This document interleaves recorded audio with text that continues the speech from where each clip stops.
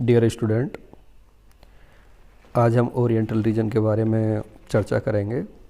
पिछले वीडियोज में हमने आपको 4 रीजन, पहली Arctic region, Nearctic region, Neotropical region, Ethiopian region के बारे में बताया था। उसी कड़ी में ये जो 6 रीजन हैं, आज हम इसके 5वें रीजन और ओरिएंटल रीजन के बारे में बात करेंगे कि ओरिएंटल रीजन की भौगोलिक सीमाएं क्या हैं, इसका क्लाइमेट और इसकी जलवायु कैसी है, यहाँ का फौना और यहाँ का प्राणी जात कैसा है और यहाँ की जो यहाँ प्राणी जात में क्या विविधता पाई जाती है।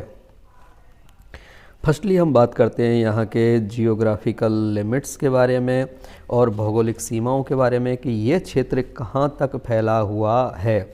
तो सबसे पहले तो इस क्षेत्र को आप ये देख लें कि ये जो ओरिएंटल रीजन है, इस रीजन के अंतर्गत ही अपना पूरा जो भारतीय उपमहाद्वीप है वो आता है। तो इसके अंतर्गत Bharat, south east China, Sri Lanka, Sumatra, Java, Borneo and Philippines, ये वाले जो देश हैं और द्वीप हैं वो ओरिएंटल रीजन के अंतर्गत आते हैं या यहाँ तक इसकी भौगोलिक सीमाएं फैली हुई हैं ओरिएंटल रीजन की। इसको हम डायग्राम से ज़रिए देख सकते हैं कि जिससे कि आपको आसानी से समझ में आए कि ये रीजन कहाँ से कहाँ फैला हुआ है। तो इस रीजन को आप देखेंगे तो ये जो रीजन है, ये रीजन, ये यहाँ पे आप हिमालय पर्वत श्रृंखला देख रहे हैं। ये हिमालय पर्वत श्रृंखला इस ओरिएंटल रीजन को पहली आर्कटिक रीजन से पृथक करती है या सेपरेट करती है। इसके ऊपर वाला जो रीजन है ये पहली आर्कटिक रीजन कहलाता है और नीचे है oriental reason.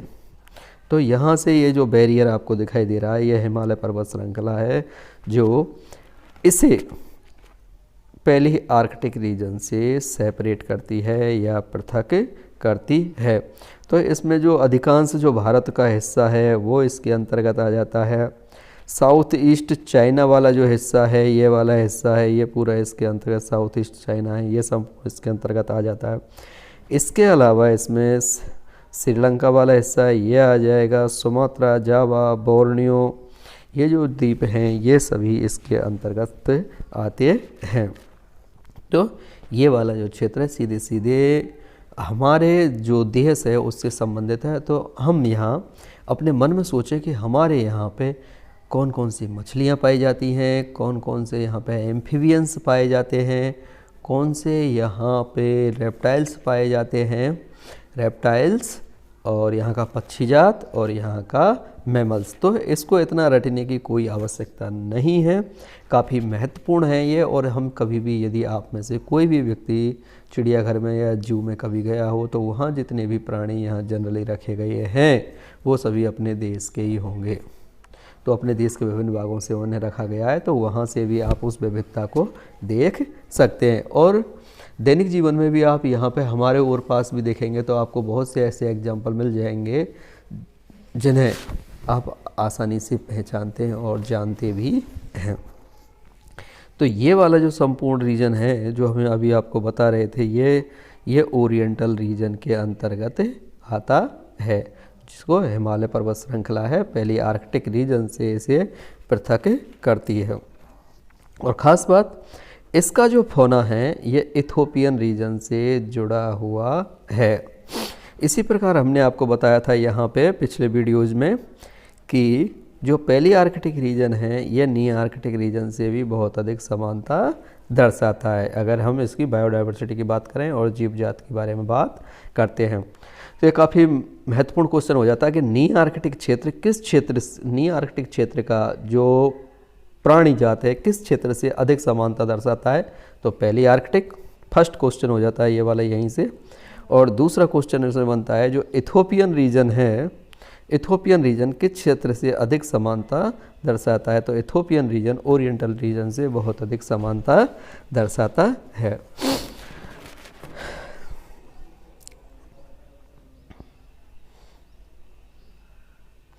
Oriental reason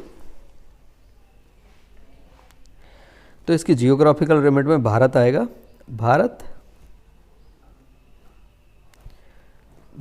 south east China, Sri Lanka, Sumatra, Java, Borneo, Philippines, इन क्षेत्रों में ये फैला हुआ है। क्लाइमेट यहाँ का ट्रॉपिकल है, यहाँ की उष्णकटिबंधीय यहाँ पे जलवायु पाई जाती है। यहाँ पे उष्णकटिबंधीय जंगल या वन पाए जाते हैं, सूखे पठार भी पाए जाते हैं। हिमालय पर्वत ऐसे पैलियार्टिक रीजन से इसे सेपरेट करता है।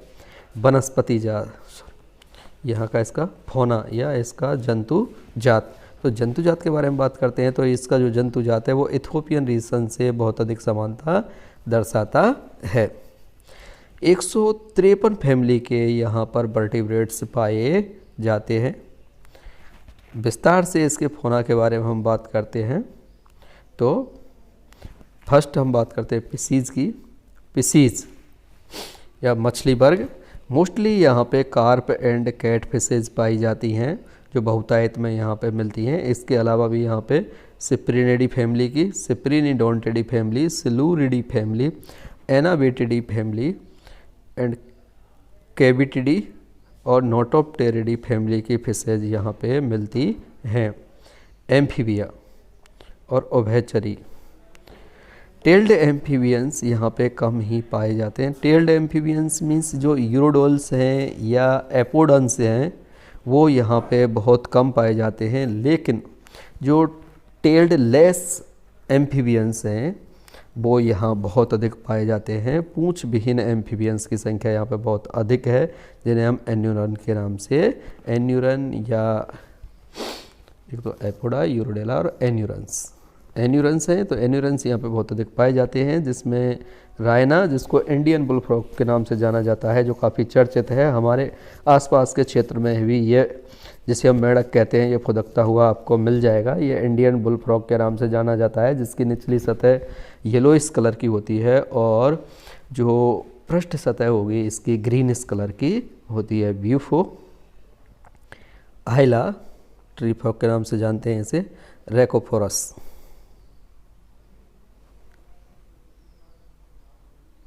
Flying frog. रेप्टाइल्स में भी यहाँ पे काफ़ी अधिक संख्या पाई जाती है और बहुत अधिक विविधता पाई जाती है। यहाँ पे मगरमच्छ, जिसे क्रोकोडाइल कहते हैं, अजगर, पाइथन यहाँ पे पाया जाता है, बुंगारस यहाँ पे पाया जाता है, कोबरा, धामन, छिपकलियाँ, दीवारों पे आपको नज़र आ जाएंगी छिपकलियाँ, सभी के घरों में लगभग पाई जाती हैं।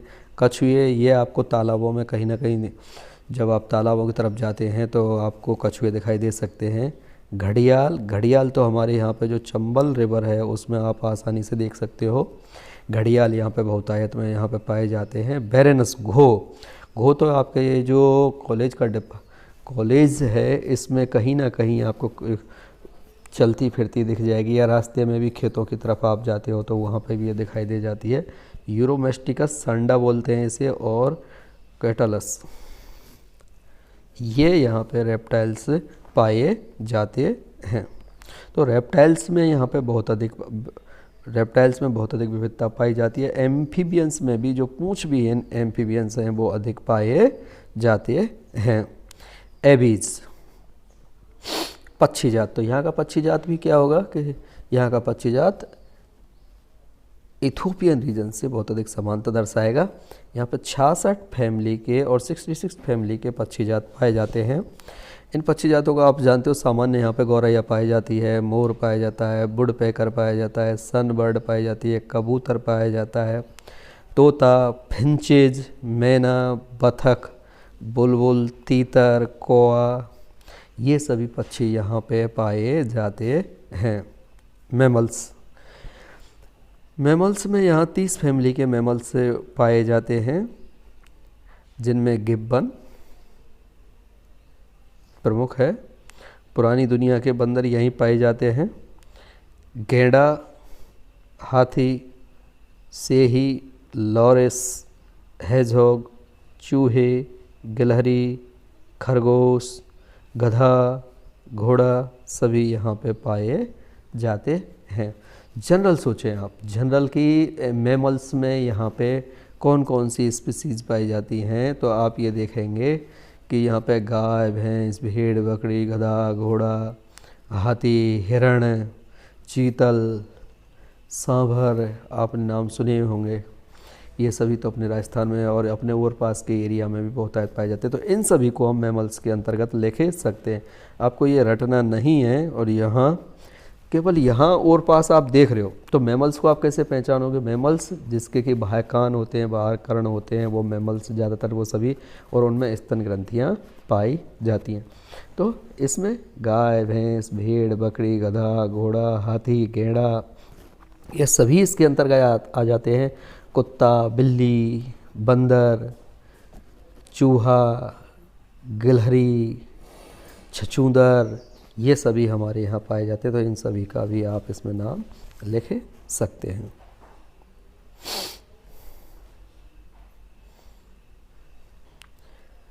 सब रीजन, ओरिएंटल रीजन को भी 4 सब रीजन में बांटा गया है। 4 सब रीजन है इसके, और ये 4 सब रीजन भी नाम के आधार पर। एक तो इंडियन सब रीजन, इसके अंतर्गत इंडिया का अधिकांश भाग आता है इंडियन सब रीजन में।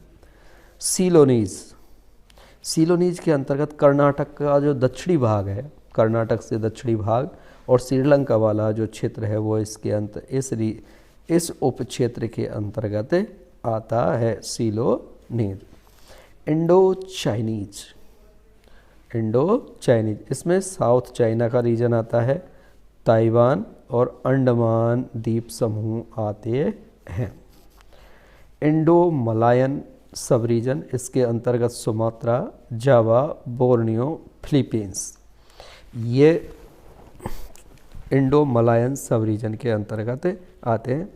तो जो ओरिएंटल रीजन है इसे 4 सब रीजन में बांटा गया है। फर्स्ट है इंडियन, जिसमें भारत आएगा, सीलोनी जिसमें मोस्टली श्रीलंका है, इंडो चाइनीज जिसमें साउथ चाइना वाला रीजन आएगा और अंडमान आएगा, इंडो मलायन जिसमें Sumatra, Java, Borneo and Philippines आते हैं। तो ये था आज का टॉपिक, आज के टॉपिक के बारे में और ओरिएंटल रीजन के बारे में।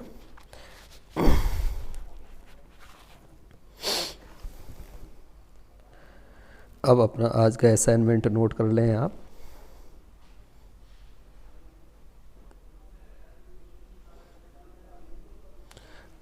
जिसको आप महत्वपूर्ण तरीके से इस क्वेश्चन को याद कर लें।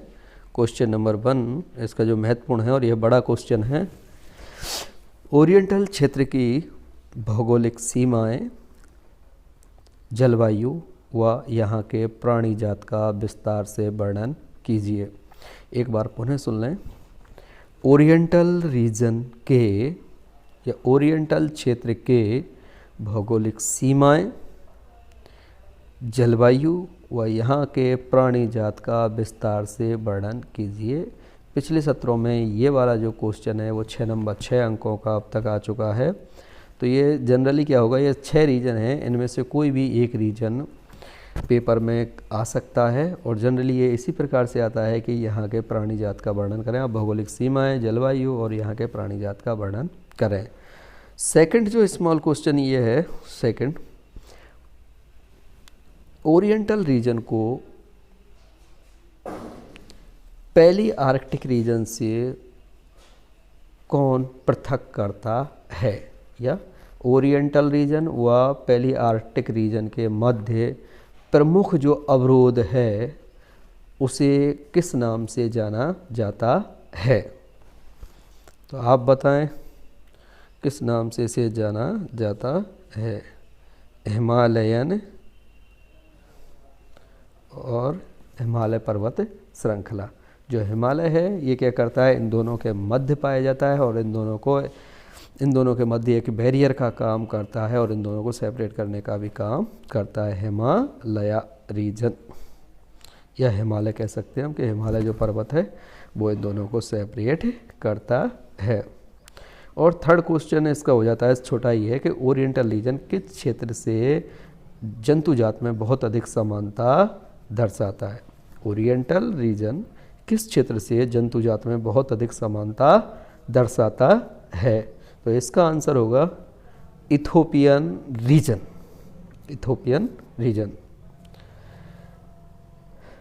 Thank you to all my dear student for listening me.